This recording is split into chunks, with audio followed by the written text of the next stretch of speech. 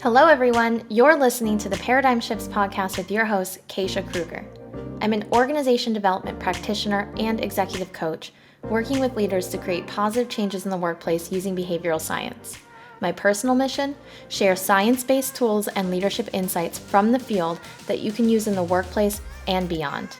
Considering we spend about 3/4 of our lifetime at work, there is incredible science and organizational psychology that can be used to rethink the way we work, lead, and ultimately live. Join me as I speak with thought leaders and business leaders in practice, unpacking light bulb moments for paradigm shifts. Hello, everyone. On this week's episode, we chat with Alex Wisch, who shares a remarkable and important story with us around his journey with mental health. Above all, we chat about what it means to get into the state of flow and how you can get there. Alex Wisch is a leading peak human performance and executive flow coach. He has worked with top industry leaders to optimize their businesses, maximize productivity, create sustainable performance, improve their health, and elevate leadership skills. For more information about how to get in contact with Alex, learn more about his story, be sure to visit the show notes. Hi, Alex. How are you? I'm good. It's a nice sunny day here in Boston. Well, thank you for joining me. I am so excited to talk with you about flow.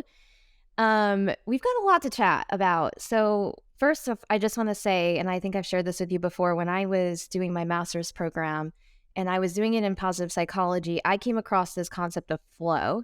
And I pulled out the book that I actually earmarked it when I was doing my research because the concept of flow is something I think that I want to know if it resonates with you in the way that Martin Seligman in this book talks Sure. about it. So flow is considered an element of engagement. It's considered being one with the music, time stopping, the loss of self-consciousness during an absorbing activity. And so I'm curious to hear from you. Is that what flow means? Like, what does that mean? Yeah, no, so I would say that full immersion in your environment. So like you lose all sense of time. For me it's as simple. The simplest way to explain it is if you're going into like you're in a coffee shop, you're talking with someone, then all of a sudden you look at the clock and 2 hours have gone by. That's like Yes. that's like a flow state. Okay, Um that's what it means to be in flow. It's like you've lost track of time. yeah, but also everything, I mean exactly what it is. Everything's flowing. You don't have to really dig too hard in your brain to think of answers. It's all coming natural. And I also want to just add, like, you're pretty much living the best version of yourself. Your brain's working as efficient as possible. It's actually you're not firing at all cylinders. You're just using the parts of your brain you absolutely need to use. Um, yeah, and you're almost, and in some situations, you're kind of pushing into your greatest potential that you're capable of doing in that given moment. So if you're tapping into cognitive resources, would you say that you're also tapping into like emotional resources as well during that state? Yes, I mean, I that's a really great question. Yeah. Like how do emotions play and flow? Well, I mean, more or less, a lot of people associate a sense of well-being with flow. And for me, there's moments of flow that I look back at, in some really distinct moments of my life. And one moment actually was like a life-saving moment where I don't really even recall my emotional state, to be honest. It Okay. was it was just like everything just came together, and it was just pulling everything together. And there was other moments I do kind of recall more of that kind of higher level of well-being. But that's a great question. That's something I probably should dive a little more into. Yeah, it's just interesting. I mean, you're a peak human performance executive flow coach. So tell me about how you came to be there and what does that like mean? Sure. So coming into the world of being a peak like human performance coach, flow coach, um, in order to get there, I first had to hit the lowest point of my life, where I was pretty much the complete opposite of peak performance. I actually hit a point in my life. I was in college. I was a very high achieving student, one of the top of my classes, and then I hit burnout. I thought peak performance at one point was all about perfectionism. And that actually wasn't peak performance because with perfectionism, you hit a point of productivity and then you start putting more and more input in or more, you start putting more and more effort and more hours, and your output actually doesn't shift, right? So that's not peak performance, and that's the issue with perfectionism versus like striving towards excellence. So early on, that happened to me. I hit a point where I had severe depression and complete burnout. In 8 years, about a decade of my life, so that, like I said, severe depression, to the point where literally I was on disability. Doctors told me I was not going to get better. I needed to accept my situation and kind of just keep moving on in my life and stop really, I would say, like getting so frustrated that in this desire to get better. Just kind of like And accept the status quo. they were telling me I've always been a driven person, and I just wouldn't, like, I knew, or at least I was in my mind, level of functioning, and I hit this really low level of functioning to minimal functioning, being unemployed. And they saw me struggling to fight it, and they're just like, stop fighting it, kind of more accept it, and just kind of live this quality of life. Now to me, like, that just wasn't going to happen. I mean, most of these people, I kind of told them to go screw off, and I kind of just kept pushing forward. But when it came to peak performance, I mean, it comes into this world where there's a lot of different concepts. There's biohacking, where people can like take different supplements, and then there's how do you leverage your own internal thinking, your thought process, different behaviors and habits. And as I kind of evolved this story, I got to a point where I put so much attention on this idea that there's this external locus of control, meaning that there was some treatment or something that was going to fix me, something external, right? And I really just took away all my power and ability to change my situation, because everything was on hold until I found this thing that was going to fix me, right? Right. So there was a point when I was at a place where definitely wasn't going to get better. It was a place that was actually shut down by the Board of Mental Health 2 months after I left. But I ended up getting on a bike, left that place, and rode from 7 p.m. to 4 a.m. in the morning to more of a holistic treatment setting. Now, just prior to that, and this is in the depth of my depression, I was standing on a bridge over a railroad track, and I was contemplating, my life was so poor, I was contemplating, do I jump, or do I just do something so drastically different to change the projection of my life? And that's where I decided to go to this place, potentially get a new start. Now, what was really interesting was the fact that I got on a bike, walked 2 hours for a bike, got on that bike at 7, rode to 4 a.m. in the morning. I had a MapQuest, like a printed out MapQuest. I don't know if we even use MapQuest anymore. And it's been a while, and I had a pay-as-you-go phone, and the roads, this is all the backcountry area of like New York. There were no signs on the roads. And I got from point A to point B.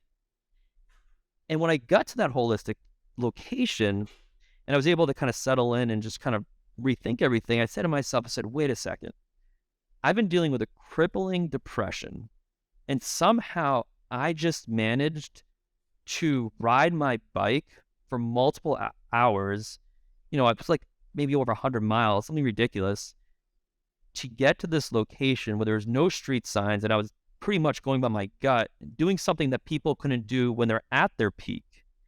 And that's where this idea of like flow first came to be. Like, I pretty much got into a flow state that pushed me past these boundaries I thought I had, that my depression was holding me prisoner. And it really helped me realize that I was just so much capable of more. And then I started to step away from that external locus of control and shift more towards what we call internal locus of control, which is what can I control to actually change my narrative, to change my outcome. And I created these 7 pillars, which was exercise, nutrition, sleep, community, communication, mindset, purpose. And I'd leveraged those to rebuild a life for myself, that where I'm now today, where I do my peak performance coaching. I've worked with pro athletes, I work with executives and CEOs, also with flow. And I also do a lot of stuff in the business world, and I'm an athlete, and I take on these fitness feats that have drastically changed my life But for me to truly understand what flow is and the power it has, I mean, taking me, someone at the lowest of lows, on disabilities, unemployed, with thoughts of not wanting to live, and being able to, in that moment in time, do something that, many people who are beyond regular couldn't do. And that just showed me its power. Yeah. Thank you so much for sharing your story, because I know that your story is so relatable to so many people and that it's going to help someone out there struggling. I want to know, what was the switch for you in that moment where was it being at rock bottom that really was the catalyst for making a change? Like, what was the difference that got you to choose to be in flow versus staying stuck? I mean, that situation to me was life or death.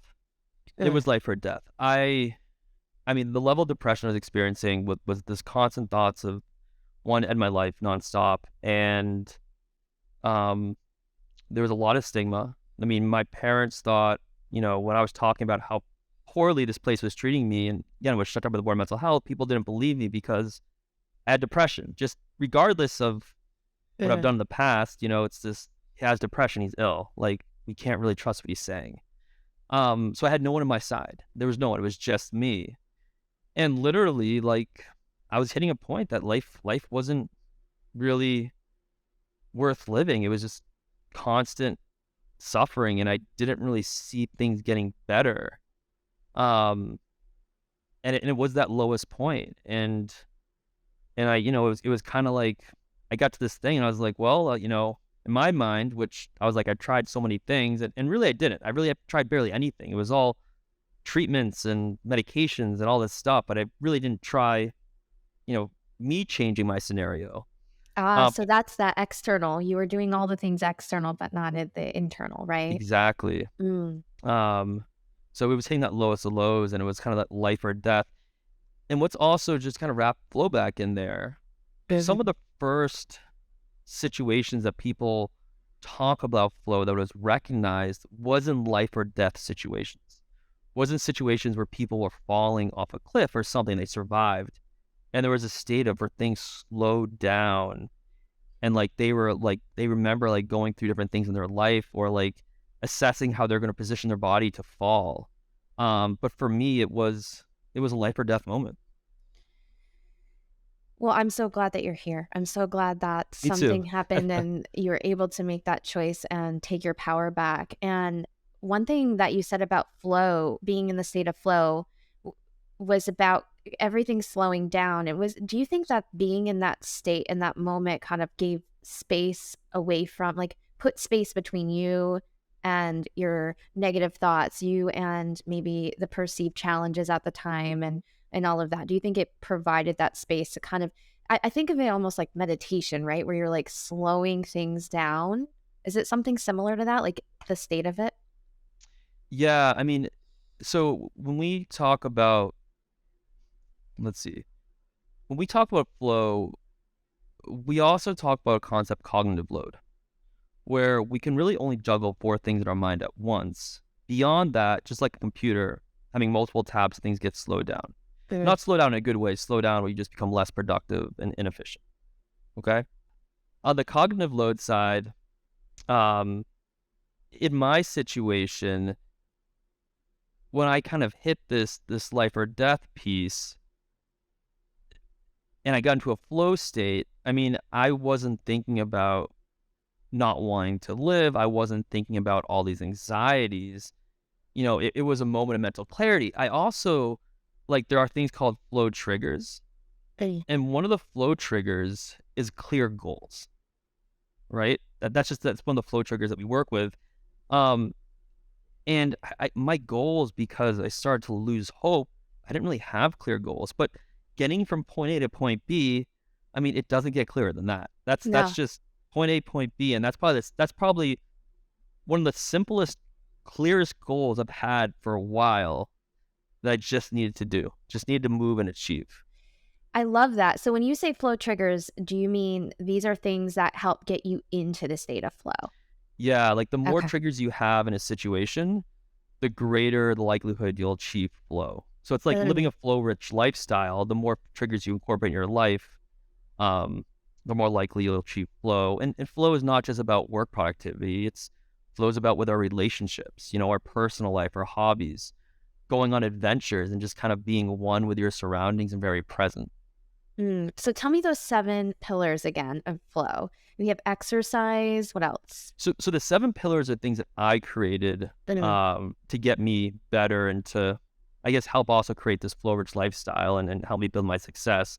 But the pillars themselves were exercise, nutrition, sleep, communication, like how you communicate and interact with other people, community, who you surround yourself with, mindset. And my mindset, when I say that, that's more of like your inner dialogue, like how you're communicating to yourself, right? Self-talk. Okay. Self-talk, and then your overall purpose. Now, with these 7 pillars, it highlights another point that I want to emphasize about peak performance or about flow. In our world today, people like making things super complicated, or people want like the next greatest diet or biohacking, like what's the next peptide or thing that I can take to, to do whatever. And I won't even go in those conversations. I look at like those 7 pillars, I look at basics. Like even if you just look at sleep, like if someone comes to me and says, I want to get in flow state or I want to be a peak performer, I say, okay, well, what's your sleep like? They're like, well, 5 hours, 6 hours. I'm like, okay, well, get at least 7 hours consistently, maybe 7 to 9 on a regular basis for a week, and then come back and talk with me.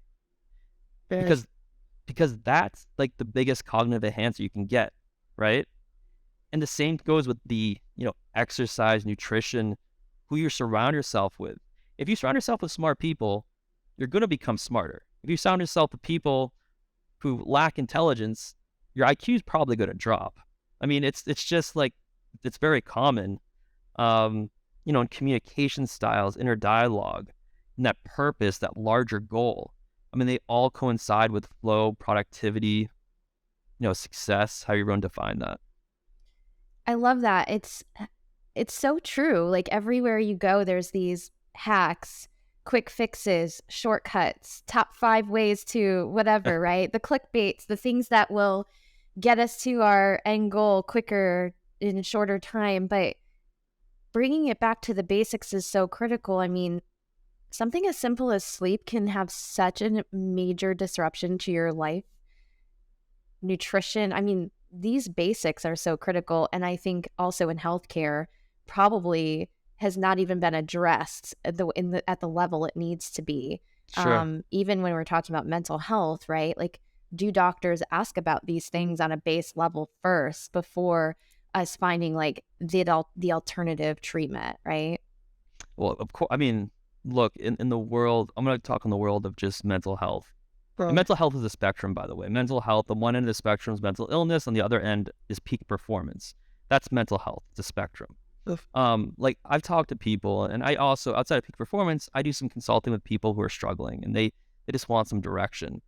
But they go to a doctor and they say, these are my symptoms. They'll write a prescription, but they don't say, well, what are you eating, or what aren't you eating, or how many hours of sleep are you getting, or do you exercise during the day, or what is your home environment like, or where are you living? I mean, those are like changes in those can drastically change the outcome. Yeah, like let's identify the stressors first and see if we can remove those obstacles, right? Yeah. Yeah. So important. Thank you for bringing that up and for clarifying. Can we go back to the benefits of being in flow? Can we talk Sure. about that?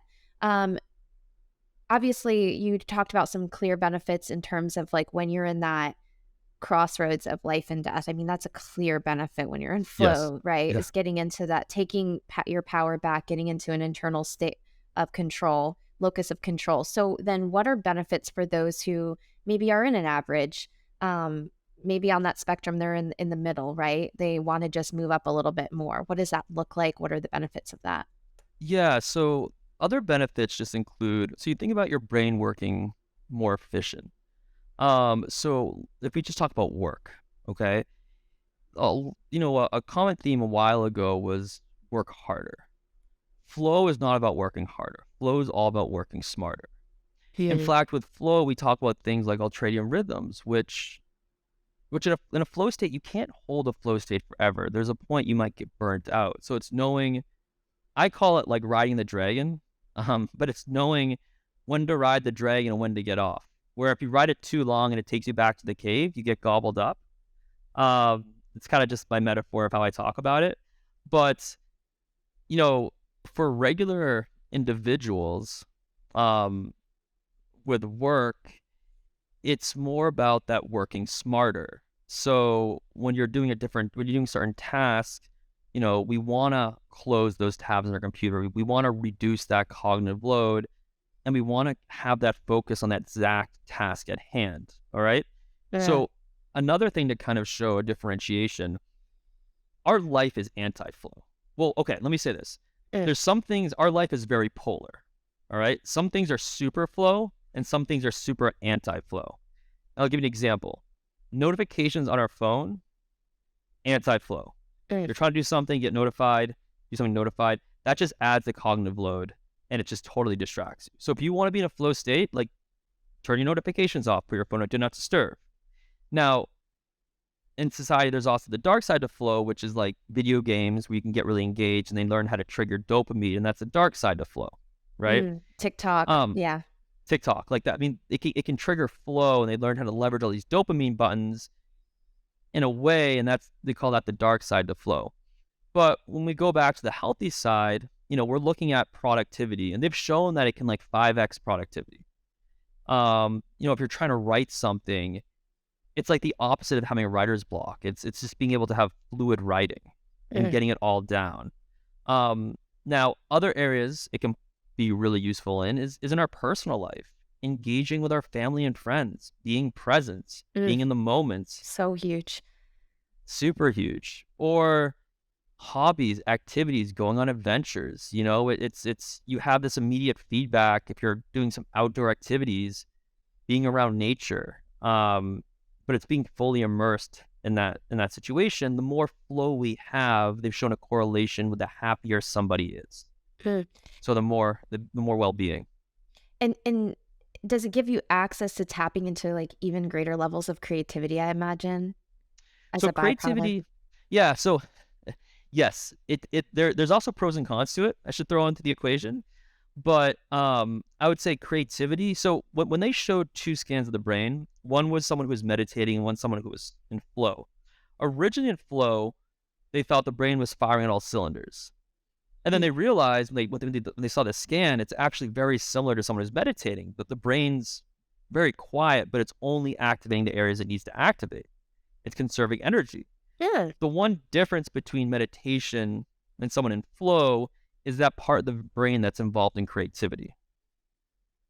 So creativity, it can be like artists can get into flow states. They're doing artwork and just get fully immersed, and hours might go by, after doing a project. Like that's also really common. Yeah. Would you say that it's for someone to access flow, like certain personality types are able to tap it a little bit easier, maybe? So that's a great question. I can tell you one thing. The kryptonite to flow is anxiety. I was Okay. going to say worry might be a huge disruption for those getting into flow. Okay. So if you're burdened with anxiety, that's going to be the biggest thing that's going to hinder productivity in a flow state. Mm. So first, just learning how to manage anxiety, practicing, mindfulness, which is a component of flow. That's really important. So personalities that tend to be obsessive, a little more obsessive compulsive, a little more geared towards anxiety, it's going to be at first harder to get into flow. But I would say it's even more important, and it probably push you to probably shift your personality to something where life's a little more comfortable and better. Mhm. Okay. So, what are a few ways that someone can get into the flow? We talked about a lot of different things, from the different triggers to the different benefits, what it means to be in flow. So, if I want to get into flow, I know we've talked about, taking away distractions, but if I want to get into Mhm. flow, is there like a tell true way to do it method? Well, it depends. I mean, I've actually had talks about this with different people in research. Um, it depends. G- If I knew you, I could get you into flow. But the Ugh, question is, are we going to get you into a flow state in what you want to be in a flow state, doing the activity you want to be doing, right? right. Because usually, like, if I get to know you and understood things you enjoy, I mean, the things we enjoy and the hobbies we have a tendency to get into a flow state more often. And if I can take one of those hobbies or things that you enjoy, and some people, it's a lot of things to do with work. And if I can add what we call a challenge skill ratio, where I take something you enjoy, you have a strength in, and I add a challenge to it that's about 7 to 14% above your skill set.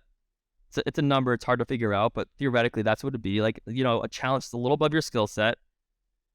And maybe I put you in an environment, minimal distractions, um, and, gave you like a clear goal. Like, those would be a couple ways I could get you into a flow state, Oh, I like right? that. So if like I'm a manager, and I have a team of individuals I'm managing, maybe, and correct me if I'm wrong, I can incorporate in some of our conversations questions about their strengths, questions about the activities of their job that they maybe enjoy, and putting some stretch assignments in there around those things to help my employees get into flow and be productive. Am I getting it right? Yeah, I mean, you're touching upon so many things in just one sentence. If I'll take one of those pieces. So Okay. you talked about time, um, and I'll talk about, like, you're talking about working with an employee. So there's something called the Parkinson's law, and that means whatever we give, like, if we give someone an assignment and we give them an amount of time, that assignment will expand or condense that amount of time, right? Now, Mhm. if the time's too short, going back to my challenge to skill ratio, if that challenge is too great to their skill level and you compress that time too short, then it induces anxiety. They won't be able to get into a flow state, right? If that time you give them is too long, productivity goes up at the beginning, dials down, and kind of starts flattening out towards the end, and there's kind of a comes along a sense of boredom, right? Mm. So you can kind of gamify even your own things, like getting stuff done by, creating time boxes and being like, okay, I got this. I'm gonna, I know I can get it done this time, but I'm gonna try to reduce it to 75% of that time and get it done. So that was one thing you said. Now, something else you talked about that I didn't mention before is that flow itself, there's an individual component to it, but there's also a group component to it. Mm. And then there's like this, I can't think of the name, but it's like almost like this meta flow, which is like you go to a concert and it's like everyone in a concert is like in Oh. sync. And that's like the massive biggest piece of flow. But when you have the individual flow, that's you kind of doing an activity, and you have group flow, which is more of like a group of people working together and having a hive mind, and just like it's almost like everyone's an extension or a limb to like one working body. Hive mind, what is that? I mean, well, it's the hive mind. It's just a concept I use where it's like everyone is almost on the same like wavelength. Like Oh, I like it. everyone's kind of generating like someone thinks something, the next person generates the next thought. Like they're it's like it's almost like all people working together with one mind, but it's like a super mind, right? Mhm. Because bees they work and they have like a plan. There's this like hive mind component, but yeah, when you're in group flow, now you're taking the benefits of flow, but now a group is just like enmeshed and doing everything together. I love that. I've never heard of that term. Okay. So Parkinson's law with time, and then we've got the individual flow, group flow, meta flow, I'm and yeah, I'm gonna call it. like That's my term I'm making up right now, but there might be some other term for it, so we'll call that. I love it. What else? One thing I'll say though, going back to group flow real quick, Okay. and this is a big one. This is a big piece to it. And I had a conversation with someone about this yesterday. because we were actually talking about creating a mastermind class. And but some people are familiar with mastermind. There's one downside is a hierarchy it creates sometimes, and sometimes that doesn't always allow for great flow aspect into a group. But with group flow, you want shared egos. Okay? So you want to take away that hierarchy. You want to take away that someone coming in with a higher level, someone with a lower level, and you want everyone to have equal egos, right? A great example I saw in this, if we look at Reebok, um, there's a one of the Reebok locations out here in Boston. They have a CrossFit gym in their Reebok. Now, what's cool about that, some people are fan of CrossFit, some people aren't. Side of the point is that everyone in every level with every position, more or less, goes to that CrossFit gym and works out together. And it kind of makes like this shared experience, right? And so it takes whatever level someone's at, and everyone now is, wearing gym clothes and working out together. So there's like this ego level that gets a little shared that can kind of transition into the workplace. But that's a big one. The shared ego is a big one. I love that. It's like humanizing our experience again, right? I love being able to kind of take title out of it, take status out of it. We're all human, right? 100%. Yeah, I think status and title sometimes just actually hinders productivity and efficiencies. Mm-hmm. Yeah. So thank you for sharing that. I think we've touched on a lot of different parts of flow, and there's one thing that you had said about being in flow. Sometimes there's the dark side, or you can be in it too long. So when do you want to be in flow? When do you want to orchestrate that? Because it doesn't seem like we can maintain it all the time. Well, I mean, to orchestrate it, it's yes, you can't maintain it 24/7. That just doesn't happen. And what I'll just add to that real quick is that flow has a cycle. Just so you Okay. better understand this. This might help. Um, there's in the beginning of the cycle of flow, there's a struggle phase. Okay. And if we're talking about work, because a lot of people here are probably thinking about how do I leverage flow in work, or if we're talking about someone who's in school, there's a struggle phase where to get into flow, you expect there's going to be a struggle to begin with. You're kind of overloading information, you're writing things down, you're creating a plan. And once you understand that part of flow is a struggle, you can become at peace with it, and it's called then a graceful struggle. Okay? Oh. And then you go through a graceful struggle. After that, you step away, like go for a walk outdoors, go for a place where you can like reduce that cognitive load, let your brain, let that knowledge settle in, and then come back to that activity, and then you're more than likely to get into a flow state. All right? And then after being in that flow state for a period of time, you're also going to expect to have a recovery state.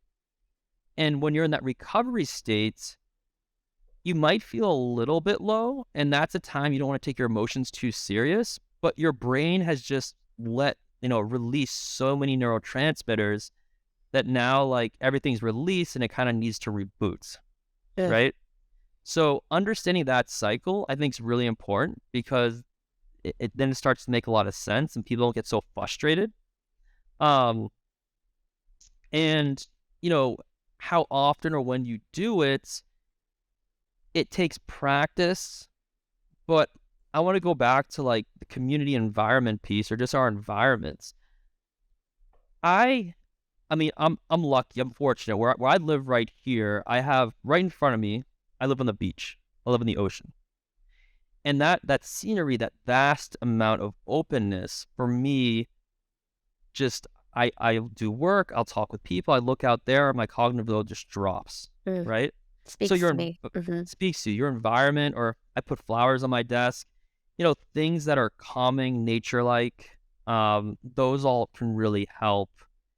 And, for everyone, it's a little trial and error. People, different parts of the days, working on different activities. But I mean, that's why you also work with a coach to kind of learn of what works best with you.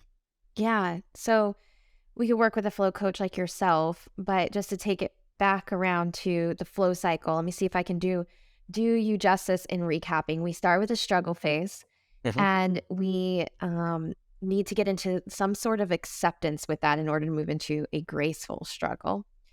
And then at that point, we can reduce our cognitive load by going and taking a break, getting the distractions out of our place, removing disruptors. And then you can come back to the activity, be in that state of flow, and then you need to recover. And we don't want to take our emotions too seriously, as you said, but we do need to recover. How do we recover? This is a great question. Now, we think of recovery a lot. A lot of people will think of fitness, right? Okay. You break a muscle down. I'll say this. When you go to the gym, you don't get stronger in a gym. You actually get stronger from recovery. You know, people like think about that for a second. Like, wait, you're actually right. Yeah, you know, the recovery is essential. That's where a lot of the magic happens. That's where a lot of our knowledge settles in. Now, there's passive recovery and there's active recovery. All right, recovery is our chance to reboot. And a while ago, or now, you know, even I work with a lot of people on this. Is look, I tell people, you want to get a flow, you want to get more done. All right. You need to actually work less during the day.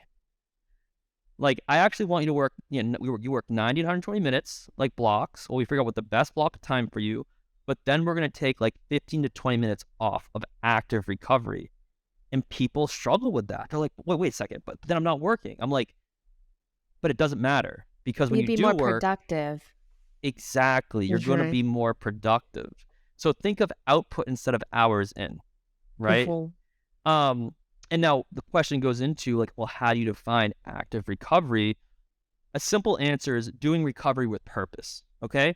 So if I step back again, passive recovery is like I'm sitting on the couch having a beer or water or whatever and watching TV.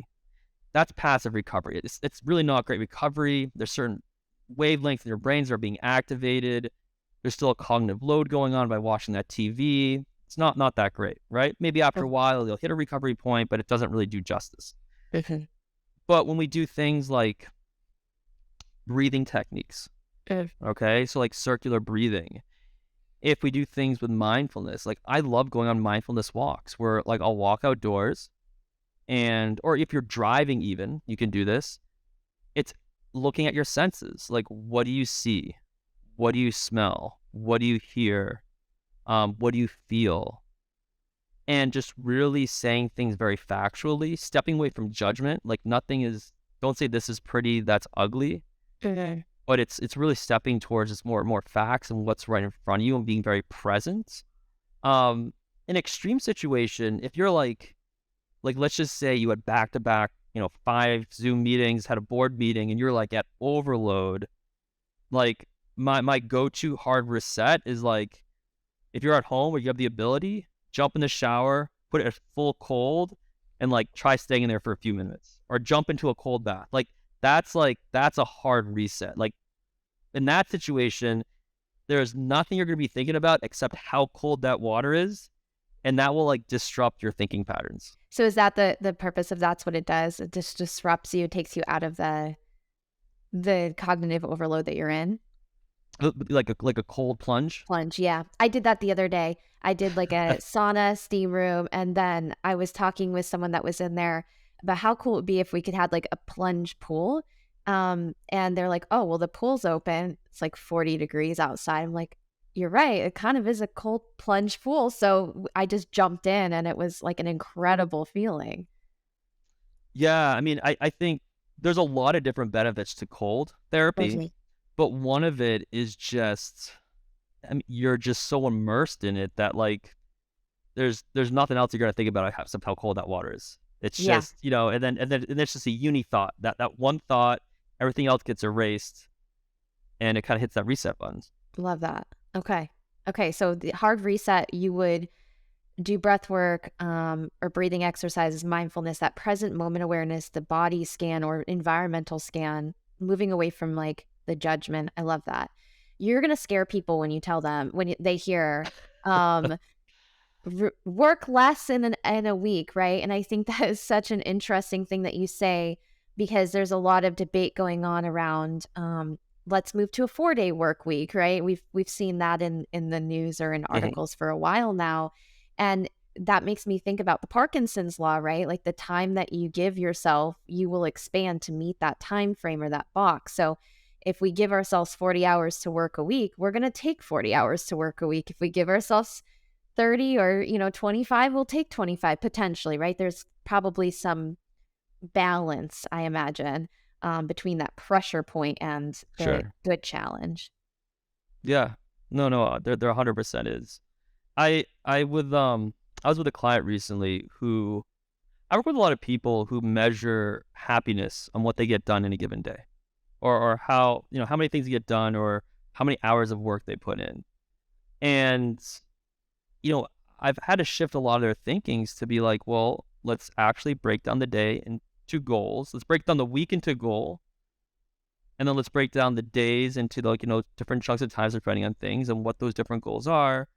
And if we hit that goal, stop, take a rest. Conserve your energy, get ready for the next thing you're going to do, right? And then people start finding ways to kind of get, better at doing things a little quicker. And they start to actually acknowledge and realize, all the productivity they have, or where they're excelling, or where their weak points are, instead of just push, push, push, push, push. Yeah. Wow. Well, this conversation has been one of my favorites. I feel like I've learned so much. Is there anything else that we need to know about flow, Alex? Anything else about flow? Ooh, that is the ending with a very broad question. I would say it's really once you kind of understand, or once you become the first step to flow or really incorporate in your life is learning about it, becoming more aware of it. And then once you kind of have moments in your life, you have flow and you're like, wait a second, that was a flow state. Then you'll start to figure out how to leverage those moments to build more flow. But flow, I just find, is something that's so beautiful, and it just really grounds us in reality. And the more you have in your life, the happier you are. I mean, that's what we've shown. Yeah. Can you also real quick share, what does gratitude have to do with being in a flow state? Or does it have any, are there any like correlation between the two?